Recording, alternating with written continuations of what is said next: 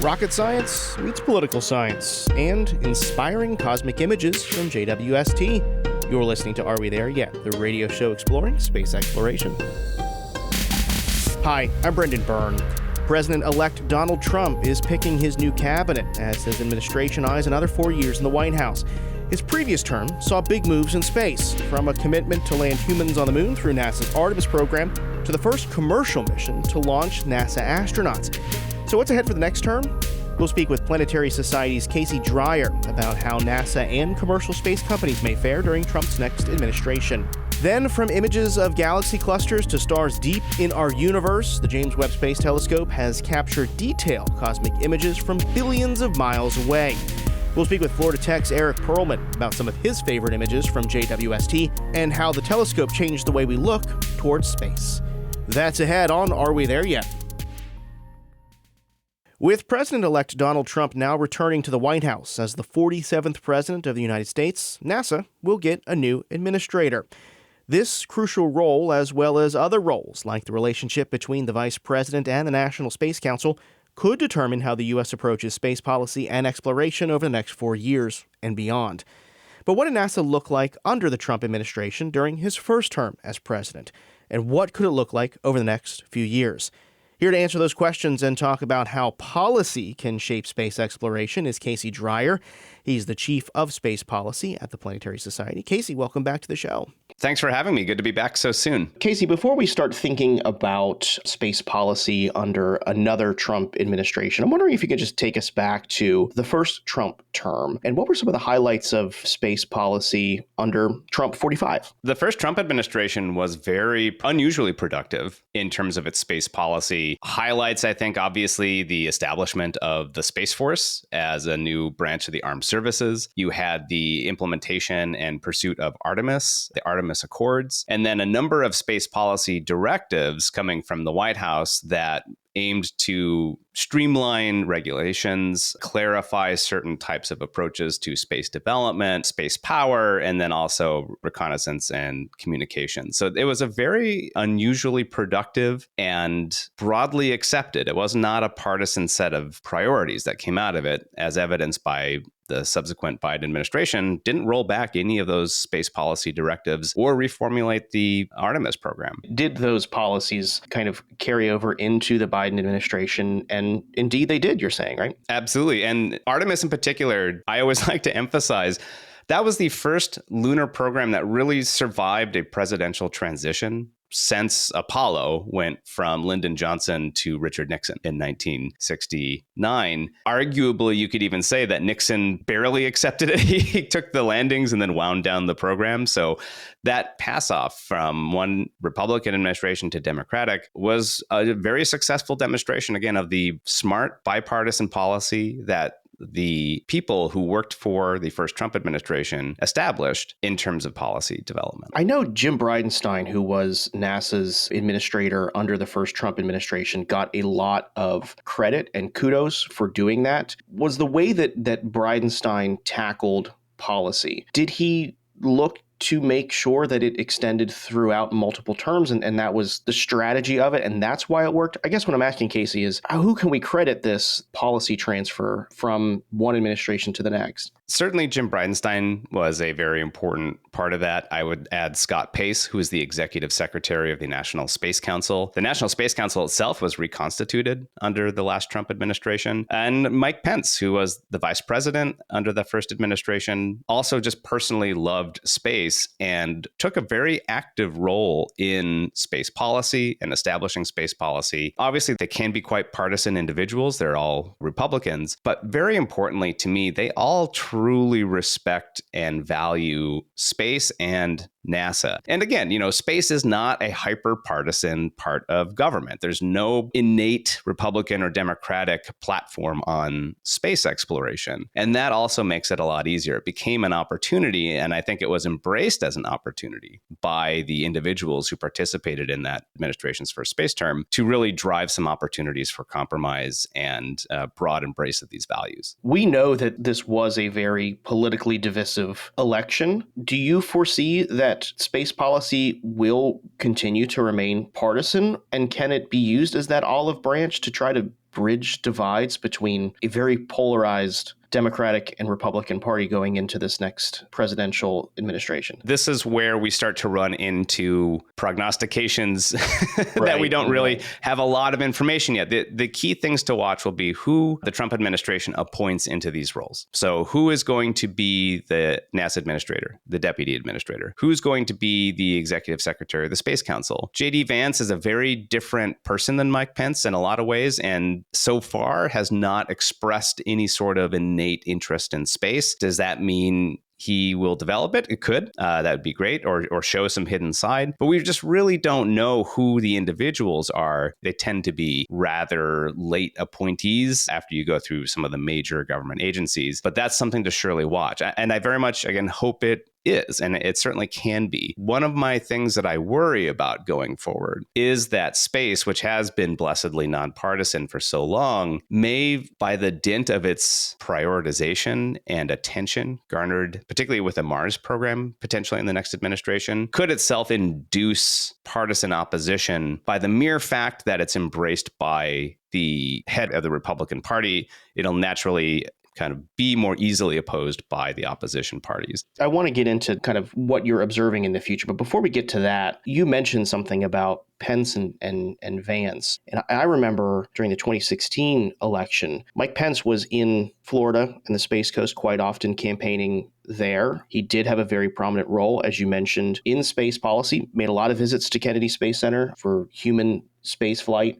Just how consequential was Vice President Pence and the National Space Council in getting a lot of this policy in place during that first term? And are there indications that that will continue in Trump's second term? I think it's instructive to compare, actually, the output of the National Space Council under the first Trump administration with Mike Pence and then under Biden with Kamala Harris as VP. Harris likes space, but clearly didn't have the same level of personal fascination and interest that Mike Pence did. And just comparing just the number of meetings was far higher under Pence. They were high, kind of very visible, very theatrical presentations in these dramatic locations. He would gather all the leading agency heads of the DOD and Commerce Department. And, he would emphasize, in a sense, this broad cross-cutting nature of space into all these different aspects of government. And he would very much say, I want this result by the next meeting. I want you to do this in the next few months. It is very clear, is very productive. They were hitting the ground running. And again, that's very much, I think, the vice president sets that expectation. Also, it's the relationship of the vice president to the president creates the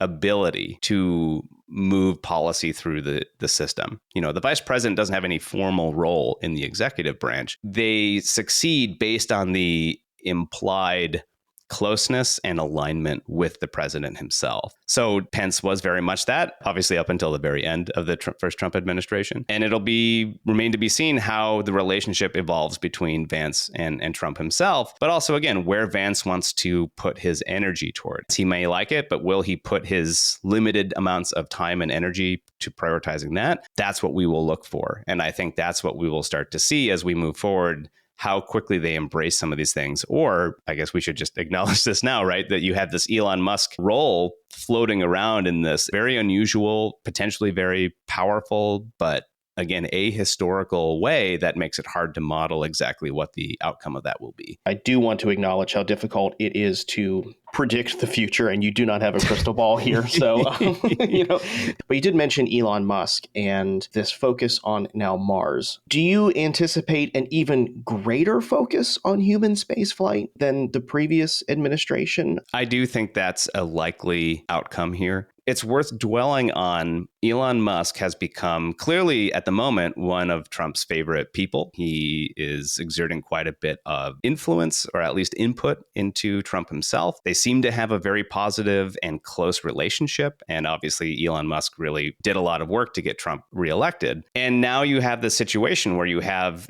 not just the wealthiest person in the world, but the person who runs the most capable space company that has ever existed, very closely aligned with the president of the United States, basically pitching, what if we go to Mars in 4 years? Just let us do it, unleash us and let us do it.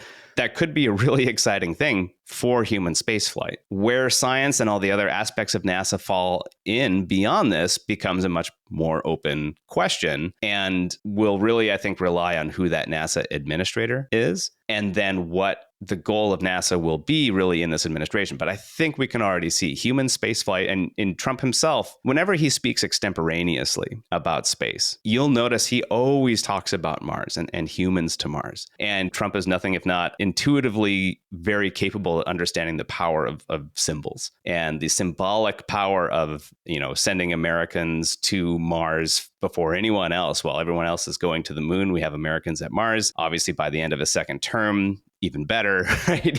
You have a potent opportunity here. A lot of this starts to become, it depends on exactly how this is formulated, but what could they do if completely unleashed? Now, obviously, there are going to be consequences to that. I mean, we have a regulatory regime for a reason, at least in the ideal case. And there's always the possibility that Elon Musk and Trump himself could have some sort of falling out, right? A lot of people tend to do that with Trump, and he will move on from people if they want to share too much of the attention and limelight. That's always a risk. And of course, Elon Musk is used to being the one making the decisions, and Trump is the one used to making the decisions. So there's an innate instability in that relationship, but at the moment they seem very tight. And that could very well pay off for human spaceflight, particularly with refocusing it on, or at least in parallel, really making a push to Mars. And finally, Casey, are there concerns that NASA's science initiatives may get lost in this new focus? And also, Trump plans to withdraw from the Paris Climate Agreement. Could there be cuts to NASA's climate science division? In addition to this question, I want to expand it a bit, because we talk about space policy, but I think the potential consequences to, in this case, NASA as a federal agency, there's a lot of potential consequences to NASA based on other priorities of the campaign in terms of how they're going to be approaching the federal workforce and federal bureaucracy. In addition to what you laid out with the science budgets and climate, which obviously I think would be an obvious point of focusing for cuts, Elon Musk himself has talked about this Department of Government Efficiency, trying to wrangle back $2 trillion of cuts out of federal spending, whether that's possible or not. But just despite that, we have higher inflation than we did. We have higher interest rates than we did. And so there's a lot of pressure. And then Trump, of course, has promised a lot of things like tax cuts and other things that would diminish government returns. So there's going to be a lot of pressure to cut spending in general. If they're going to prioritize human spaceflight, that spending cuts will probably, and we're already seeing, right, just in the last couple of years, for modest spending cuts, disproportionate cuts to the science side of NASA. It's the only other really big ticket area besides human spaceflight. The other aspect of this is maybe you end the SLS program. Maybe you end Orion finally, right? The problem is those are all primarily focused in Republican states. Will Trump pick a fight with members of his own party and allow Elon Musk or whomever to try to cancel SLS, which for all its flaws as a program has retained rock solid foundational support from Congress. As recently as a month ago, when the Republican-led House of Representatives passed their NASA reauthorization bill that included a whole section on just basically reemphasizing how much they love the SLS and how committed to it Congress is. So it's easy to say to cut waste, but a lot of people's waste are someone else's key district, in-district program that keeps jobs and so forth. Where will Trump spend his political capital? Where will he attach the focus? Those are all things I worry about. There's additional stuff with, if you're putting on tariffs, how does that impact the aerospace supply chain? Will that make projects more expensive, no matter for whom? Lots to keep an eye on. Glad we have someone like you to do it. Casey Dreyer is the Chief of Space Policy at the Planetary Society. Casey, thanks so much for your insight. Thanks for having me. Still to come, gas pillars, exploding stars, and galactic phenomena. Just for everybody who's listening, this is a cloud of gas that's forming lots and lots of stars in our own galaxy. The best yet of JWST. That's ahead on Are We There Yet?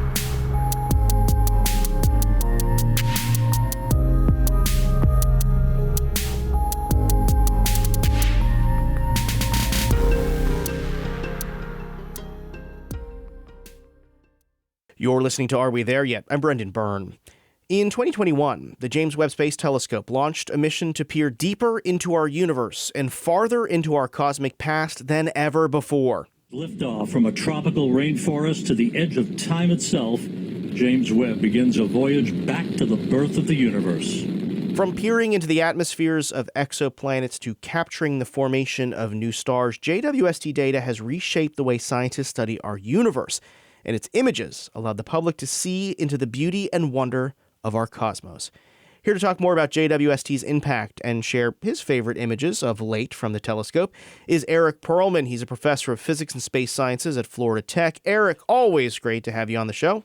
Thank you, Brendan. So we thought it would be a good time to kind of look outward from our planet and highlight some images captured by JWST, the space-based telescope. We've had you on the program a few times to talk about some of your favorite images, but we're going to start with the JADES Transient Survey image. I'm looking at it now. It looks like speckled dots, much like Hubble's deep field. What is this image I'm looking at? It is a deep field image, but there's something different about it. So what you are looking at is repeated images. This was a deep field that was taken a couple of different times, and it's not only faint galaxies and such, but particularly we're looking for things that changed in brightness during that time. The repeat observations were about a year apart. These could be supernovae, they could be novae, they could also be things like tidal disruption events, which are when a star passes too close to the black hole that's in the center of a galaxy. This is a new frontier in astrophysics and astronomy. So we have these two new observatories. One's just about to open up. The other one is going to be launched in 2 years. The first one is the Rubin LSST in Chile, which is supposed to see first light within a couple of months. And then the second one is the Roman. And both of them are looking for these transient objects. And the transient universe is an exciting thing because these supernovae can tell us all sorts of things about how stars die. They can tell us about the structure of our universe and about cosmology. These tidal disruption events, they can tell us about what's going on in the centers of galaxies, kind of removed from, we talk about black holes and active galaxies. This is a different facet. This is the stuff that goes on in normal galaxies. There have probably been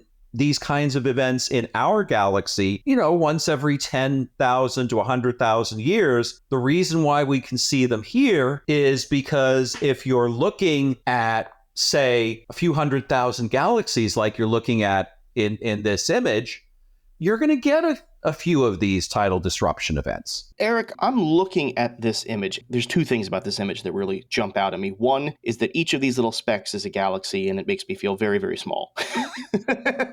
And two is these are images that were compared from a year apart. And I'm looking at this image. There's about 80 objects that are circled that have shown these kind of changes in light. When I think about the universe, I think of it as such a time is so large, right? The universe is 13 billion years old. When you look at this image, things are happening fast and they're happening a lot.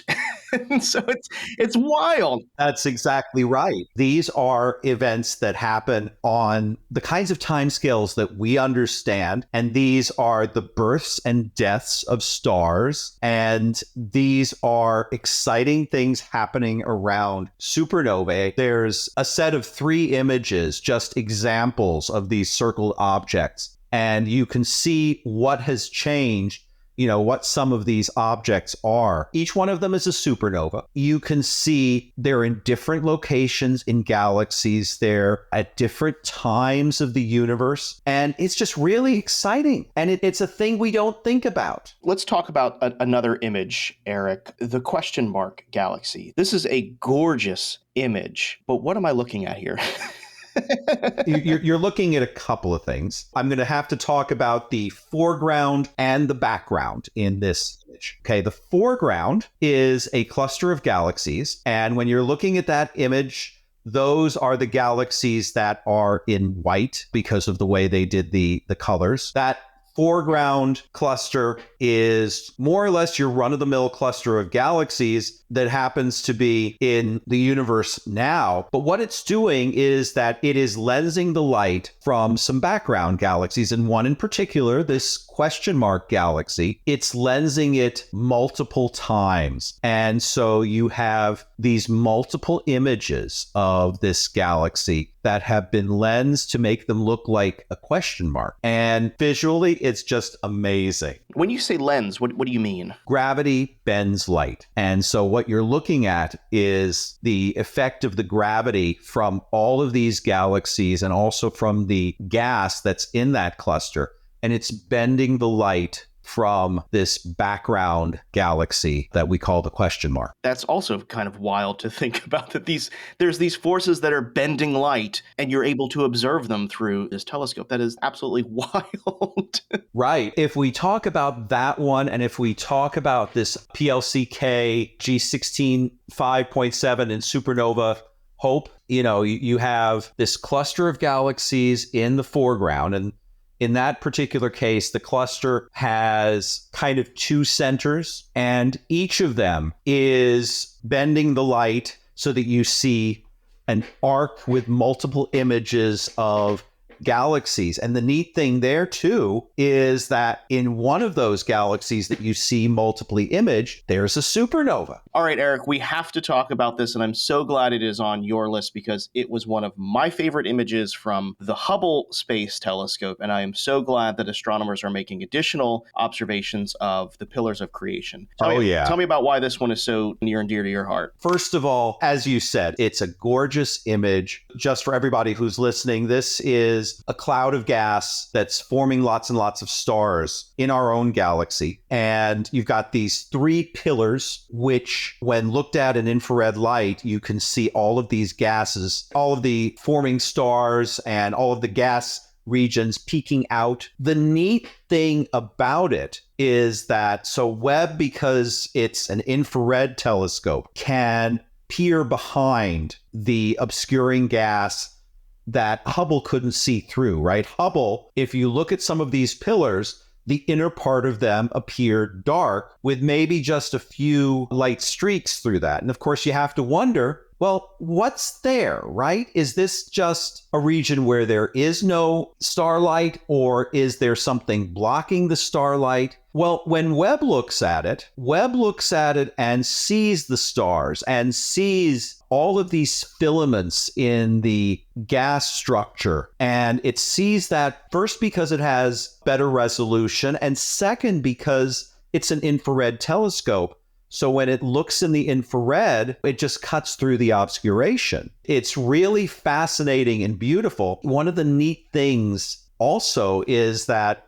with these two sets of images combined, you can sort of build a 3D model of the pillars, which is really neat because the stuff that Webb revealed that is inside, right? This is stuff that Hubble couldn't see. And so you're getting a three-dimensional view. If you go to the website, you find the pillars image right next to it, there is a 3D model that has been printed, and it was basically made using these data. And I mean, it's fascinating, and it's just really cool. This makes me want to put on like a set of VR goggles and go flying through the pillars of creation. There would be nothing more comforting and inspiring than actually being able to be inside this cloud, right? Oh, yeah. And you know something, that has got to be the next thing, right? I mean, they're doing a 3D printing. Somebody has got to be working on a VR of this, because that VR would just be amazing. With that said, Eric, I know just from speaking with you and other astronomers and physicists just how vital and important the data from JWST is to the understanding of our universe and how it works and where we are. You can't underscore that. But these images are just incredibly breathtaking, beautiful, artistic. How is JWST inspiring people that wouldn't be exposed to this kind of data or these kind of images before? And is that really helping the work that you do in getting people interested in the universe they live in? So JWST inspires people all around the world because it gives them a new vision of the universe, really reveals brand new details about all kinds of things, from stars forming to black holes, distant galaxies, exoplanets, things in our solar system. It's doing what Hubble did, but it's doing it better, and it's doing it to a whole new generation. And I think that's really important to realize. Hubble, for our generation, Hubble was a revolution, right? It was a new view of the universe. And it was something, from my perspective as somebody in their mid-50s, I had this view of what the universe was when I was in school. Then Hubble came along, and Hubble changed it completely. Hubble came along in the 1990s. Right? And so that's for my generation. Well, we're 35 years later than Hubble, right? Because Hubble was launched in 1990, and now we're in 2024. JWST is doing that for a new generation. And the images are just, they're so much better than Hubble's, and they're also in a different part of the spectrum. And you asked about how important it is and what it can do for the kinds of things I do. I think it's a couple things. So first of all, science doesn't get done and science doesn't get communicated to the public without there being a huge interest in this new view of the universe, in finding things out. JWST gives that to us. This view that the universe is this package that's waiting to be unwrapped, and we're always finding new things about it. And we have a universe that's there for us to discover if we want to take the time to do that. And then the second thing is that the fact is that it doesn't happen if money and resources aren't spent on doing projects like this. Whether you're talking about the government doing this or whether you're talking about a private company doing this. And what's going to get them to do this? Public interest is going to get them to do this. Yes, you have millionaires and public figures that get interested in this. But without millions of people being interested in these images and the spectra and in finding the answers to questions about the universe, fundamental questions, those things just die. And it doesn't happen. Well, luckily we have those images to look at, and luckily we have someone like Eric Perlman to walk us through what we're actually looking at. So Eric Perlman is a professor of physics and space sciences at Florida Tech. Eric, thank you so much for joining us. Thank you, Brendan. That's going to do it for this week's show. If you're not already, be sure to subscribe to the show's podcast feed so you never miss an episode. Do that on Apple Podcasts, Spotify, YouTube, or wherever you get your podcasts. Stay connected with this show. Be sure to follow us on social media. You can find us on Instagram and Facebook. We're at AWTY Space. And if you got an idea for a future episode of the show, or you want to join us as a guest, well, reach out. Our email is arewethereyet@cfpublic.org. We got more space coverage online. Visit cfpublic.org/space. Are We There Yet is a production of Central Florida Public Media. Our producer is Marion Summerall. Our intern is Jenna Weiss. Editorial guidance from Latoya Dennis. Support for Are We There Yet comes from our listeners. Until next week, I'm Brendan Byrne. Thanks for listening.